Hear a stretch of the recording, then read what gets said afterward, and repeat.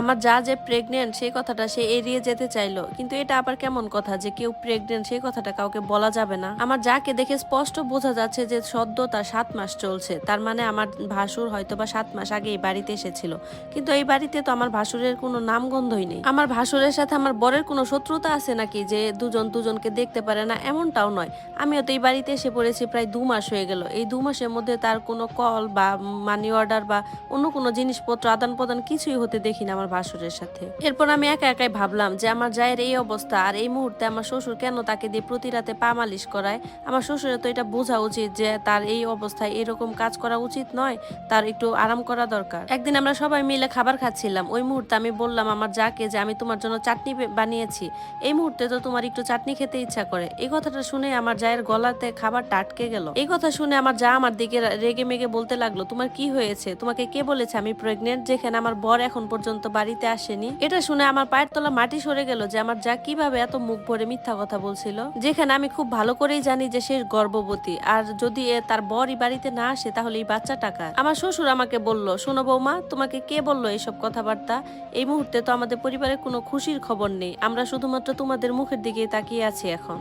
তোমরাও খুব তাড়াতাড়ি আমাদেরকে একটা খুশির খবর জানিয়ে দাও। এরপর রাতের বেলা যখন আমার যা আমার শ্বশুরের ঘরে গিয়েছিল, তখন আমার জায়ের চোখে পানি দেখেছিলাম। আমার যা আমার শ্বশুরের ঘরে যাওয়ার আগে চোখের পানিটা মুছে নিল। বেচারার উপর দিয়ে অনেক অত্যাচার চলছিল, কিন্তু কি হচ্ছিল সেটা আমি বুঝতে পারি নাই। একদিন আমি রেগে মেগে আমার যাকে বললাম যে তুমি সবার সামনে কেন মিথ্যা কথা বলতেছো? আমি তো স্পষ্ট দেখেছি যে তুমি মা হতে যাচ্ছ, আমি তো আর অন্ধ নই, তাহলে এমন নাটক কেন করতেছো? আর তাছাড়া তোমার বড় যেহেতু বাড়িতে আসে না, তাহলে তোমার পেটে এটা কার বাচ্চা বলো আমাকে? আর আমার শ্বশুরের পায়ে কি এমন ব্যথা থাকে যে প্রতি রাতেই তোমাকে তেল মালিশ করতে হয়? আমার যা আমার সব কথা শুনলো, কিন্তু কোনো উত্তরই দিল না। আমি আমার যাকে এটাও বললাম, আমি জানি তোমার বর বাহিরে থাকে, তোমার কষ্ট হয়, কিন্তু তাই বলে যে তুমি তার মান সম্মান নিয়ে টানাটানি করবে, এটা আমি হতে দিব না, কিছুতেই না। আর তাছাড়া তোমার পেটের বাচ্চাটারই কি দোষ? সে যখন দুনিয়ায় আসবে তখন তার বাবার পরিচয় কি হবে? সে কাকে বাবা ডাকবে?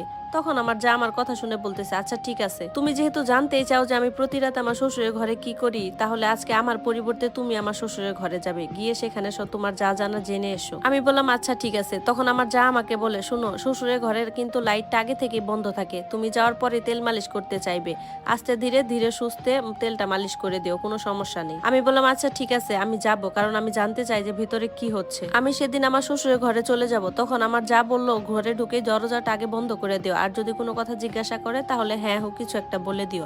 আমিও তেলে বাটিটা হাতে নিয়ে ঘরে ঢুকে পড়লাম, ঢুকে দরজাটা লাগিয়ে দিলাম। মনে মনে সাহস নিয়ে বললাম, আরে ভয় পাওয়ার কি আছে, এটা তো আমার শ্বশুরই, আর সে যদি কোনো কিছু জেনেই যায় তারপর আমি সবকিছু বলে বেরিয়ে চলে আসবো। আমার যা বাহিরে দাঁড়িয়ে ছিল, আমি যখন ভিতরে ঢুকলাম আমাকে দেখে আমার শ্বশুর একটা কথা বললো। কথাটা শুনে আমি নিজের কানে হাত চেপে ধরলাম। সে বলতে লাগলো, প্রিয়, আজ এত দেরি করলে কেন? আমি তো পুরোপুরি অবাক হয়ে গেলাম। এরপর সে আরো বলতে লাগলো, বসো আমার পাশে, কি হয়েছে? আজ তোমাকে এরকম আনমনা লাগছে কেন? রাগ করে আছো আমার উপর? সে কথাগুলো এমন ভাবে বলতেছিল মনে হচ্ছিল সে তার নিজের বউয়ের সাথে কথা বলছে। আমি তো ভেতরে গিয়েছিলাম মাত্র 2 মিনিট হয়েছিল, আমি সাথে সাথে বাইরে চলে আসলাম। এসে আমার যাকে দেখে অবাক হয়ে গেলাম। তারপর আমার যা আমাকে তার ঘরে নিয়ে গেল, নিয়ে গিয়ে সেখানে একটা ছবি দেখালো। ছবিতে আমার শ্বশুরের পাশে সে বউ হয়ে বসেছিল। আমার যা বলল, তুমি যাকে শ্বশুর ভাবছো সে আসলে তোমার শ্বশুর নয়, সে আমার বর। আমাদের দুজনেরই বিয়ে হয়েছে। তুমি যে আওয়াজটা শুনতে পেয়েছিলে সেদিন, সেটা এই কারণেই শুনছিলে যে আমার এই অবস্থায় আমি তার পা টিপতে টিপতে ক্লান্ত হয়ে যেতাম, যার কারণে আমার খুব কষ্ট হতো। ওই লোকটা একদমই ভালো না, সে আমার উপর অনেক অত্যাচার করে, কেননা আমার আগে পিছে কেউ নেই, আমার হয়ে কথা বলার মতো কেউ নেই।